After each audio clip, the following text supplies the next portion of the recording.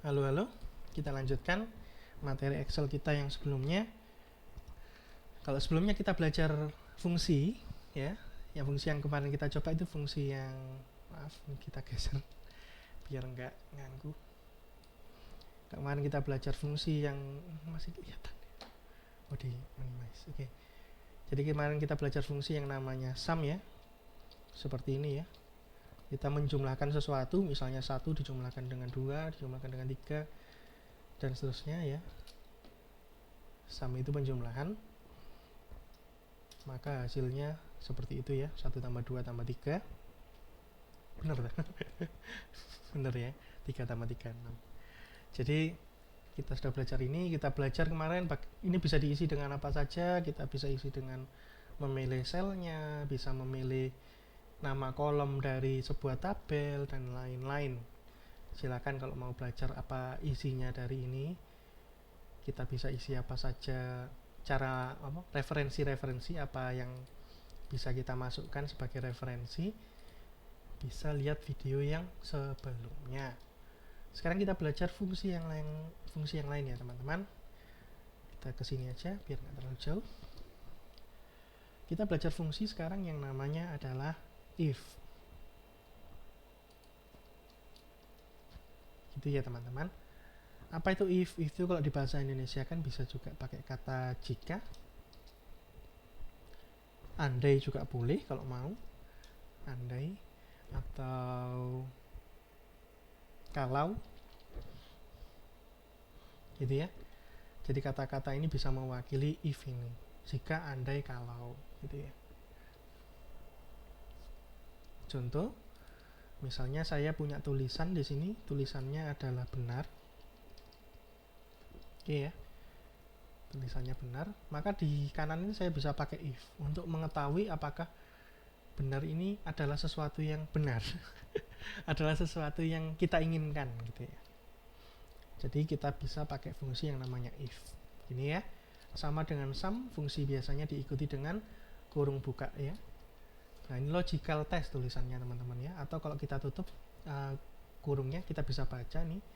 Kita bisa baca keterangannya bahwa fungsi if ini melakukan pengecekan apakah kondisinya terpenuhi. Condition is met ya.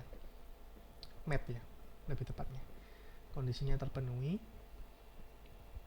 dan akan mengembalikan nilai, akan memberikan sebuah nilai, akan bisa menampilkan, mengembalikan, dan macam-macam.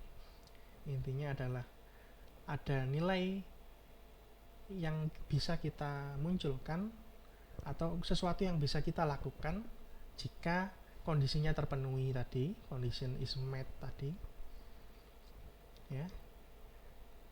Kalau kondisinya terpenuhi itu kita sebut sebagai true ya teman-teman, alias benar, atau apa, true itu asli gitu ya, atau lebih tepatnya kita pakai kata benar ya. Dan ketika salah, nah ini ada sesuatu yang bisa kita lakukan juga. Nah, kondisi ketika salah ini dinamakan false atau tidak benar. Oke? Jadi itu, if itu digunakan untuk mengecek kondisi, dan ketika kondisinya terpenuhi kita bisa melakukan sesuatu, ketika kondisinya tidak terpenuhi kita juga bisa melakukan sesuatu. Oke? Apa itu kondisi? Kondisi itu yang kita tuliskan di awal ini. Di sini tulisannya ada logical test atau tes logika. Jadi kondisi itu adalah sebuah logika ya teman-teman. Contohnya kita tentukan dulu. Jadi kondisi itu biasanya terdiri dari 3 hal. Yang pertama adalah nilai yang mau kita lakukan pengecekan, tadi kan tes ya namanya, logical test ya. Yang mau kita tes ini nilainya apa, kita bisa ambil dari kolom lain atau bisa kita tuliskan sendiri nilainya apa gitu ya, 5 gitu ya. Tapi saat ini kita pakai kondisi yang mengecek nilai dari sel lain, alias sebuah referensi dari tabel di sini, dari kolom C1 ya, di sini dari sel C1. Kita mau tes apakah isinya adalah tulisan benar.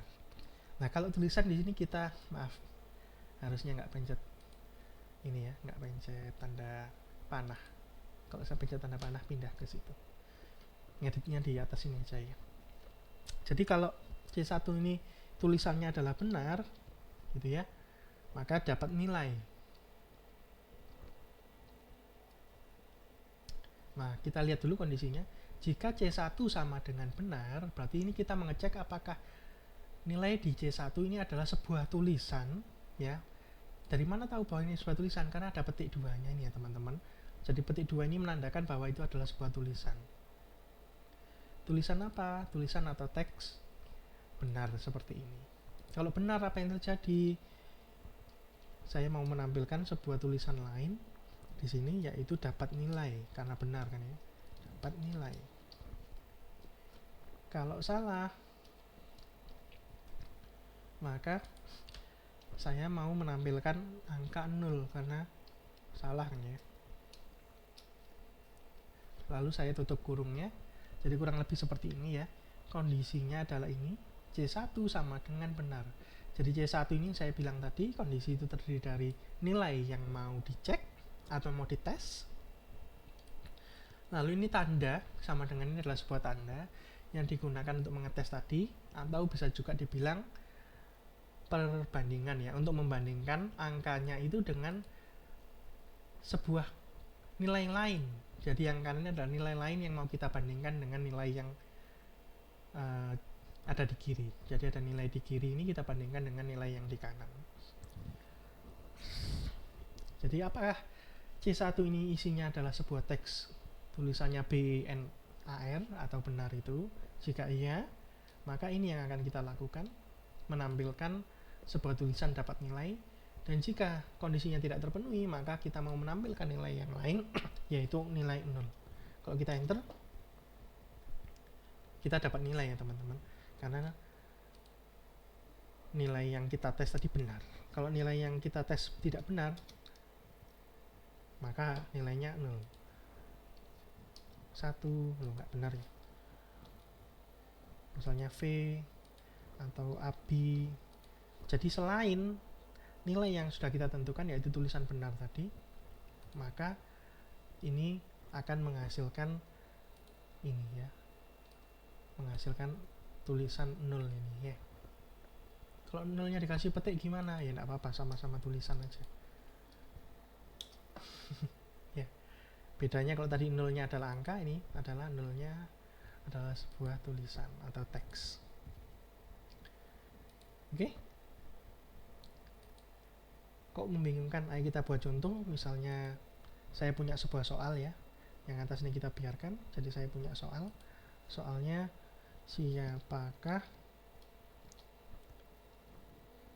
pengarang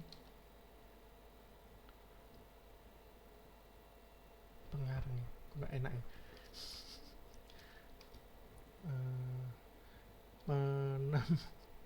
pencipta buku Habis Gelap Terbitlah Terang misalnya. Jadi ini adalah soalnya ya teman-teman. Ini soalnya. Lalu di sini ada jawaban yang bisa diberikan, atau di bawahnya deh. Ini di sini aja deh. Ini jawabannya. Anda bisa menjawab ya. Misalnya jawabannya adalah Budi. Gitu.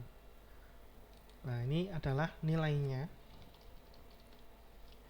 Nilainya adalah kalau benar dia dapat 1, kalau salah dia dapat nilai 0. Jadi kalau jawabannya ini adalah, kita buat singkat aja ya, Ibu Kartininya kita singkat Kartini gitu. Maaf, pakai rugi lagi. Kita edit yang di atas. Kartini. Maka di sini kita kasih nilai 1, sedangkan kalau salah, kondisinya tidak terpenuhi, kita kasih nilai 0. If-nya belum, maaf. If, oke. Gitu ya. Oke, nilainya 0 ya kalau jawab Budi. Kalau jawab yang lain, misalnya jawabnya Kartini tapi K-nya kecil, 1. Jadi tidak terlalu sensitif ya. K kecil boleh, K-nya besar boleh. Ya, kalau Anda lihat di sini dalam kondisi K-nya besar, sedangkan di sini K-nya K kecil masih boleh. Jadi kurang lebih bisa seperti itu ya teman-teman. Ini soal nomor 1, soal nomor 2. Ada yang lain, misalnya 1 tambah 1 sama dengan berapa gitu ya. Misalnya di sini kita jawab 2 gitu ya. Maka nilainya kita bisa pakai if, kurungnya jangan lupa, 2 ini sama dengan 2. Kalau iya dapat nilai 1, kalau tidak dapat nilai 0. Ya, dapat nilai 1 karena 1 tambah 1 2 tadi ya. Ini ya. Hasilnya harus 2. Kalau di sini kita isi yang lain, misalnya 13, nggak bisa ya. Tidak dapat nilai. Di sini kita bisa dapat jumlah, misalnya jumlah nilainya yang kita dapatkan, kita bisa dapatkan sama dengan gitu ya. Kita belajar sum sebelumnya, maka kita pakai di sini sum. Ini ke bawah gitu ya. Berarti nilai dari yang mengerjakan ini dapat nilai cuma 1, karena yang betul cuma 1. Kurang lebih seperti itu ya teman-teman. Jadi salah satu penggunaan if itu seperti itu. Jika, kalau kondisinya terpenuhi, jika kondisinya terpenuhi, andaikan nilainya atau kondisinya terpenuhi, maka nilainya adalah yang ada setelah titik koma yang pertama ini ya. Kalau salah atau tidak terpenuhi kondisinya, baru yang titik koma berikutnya. Harapan saya itu bisa membantu ya teman-teman. Nanti kalau ada pertanyaan bisa tanya di komen. Yang mau saya jelaskan berikutnya adalah, tadi kan saya bilang kalau ini adalah sebuah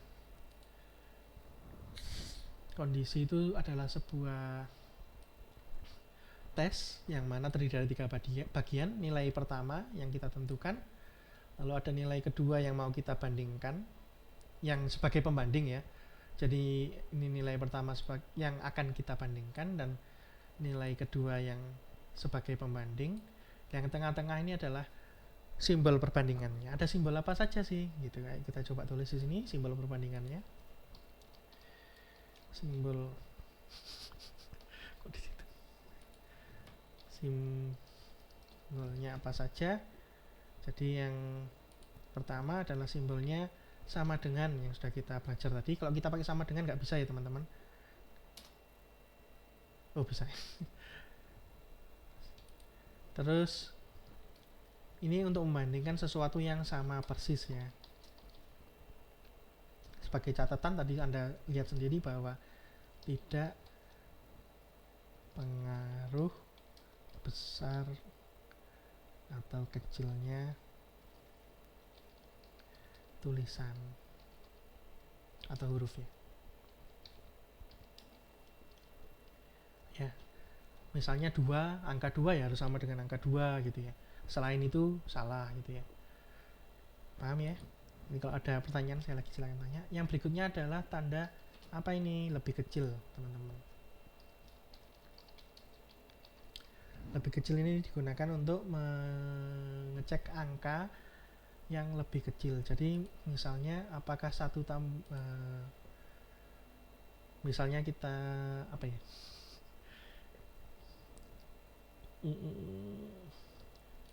Misalnya gini deh, ini lepas atau tidak termasuk dari soal ini ya, kita buat sesuatu yang lain. Misalnya kalau air ya, titik didih air, kalau suhunya dari air itu misalnya 60 gitu ya, kita cek di kanannya apakah suhu ini menandakan bahwa air itu matang gitu. Kita bisa pakai cara if ini ya, angka yang mau kita bandingkan, kalau angkanya itu lebih besar daripada 100, berarti air matang, karena suhu 100 derajat Celcius itu menandakan air itu mendidih atau matang gitu ya. Kalau di bawah atau tidak 100, tidak di atasnya 100, berarti betul, tidak matang atau masih mentah gitu ya. Air mentah, misalnya seperti itu. Jawabannya 60 ini karena di bawah 100 derajat Celcius, maka 60-nya ini dianggap sebagai air mentah. Nah, itu tanda lebih. Tadi yang saya pakai lebih besar ya, bukan lebih kecil. Jadi kurang lebih seperti itu ya. Jadi ada tanda lebih besar juga, ada yang lebih kecil juga.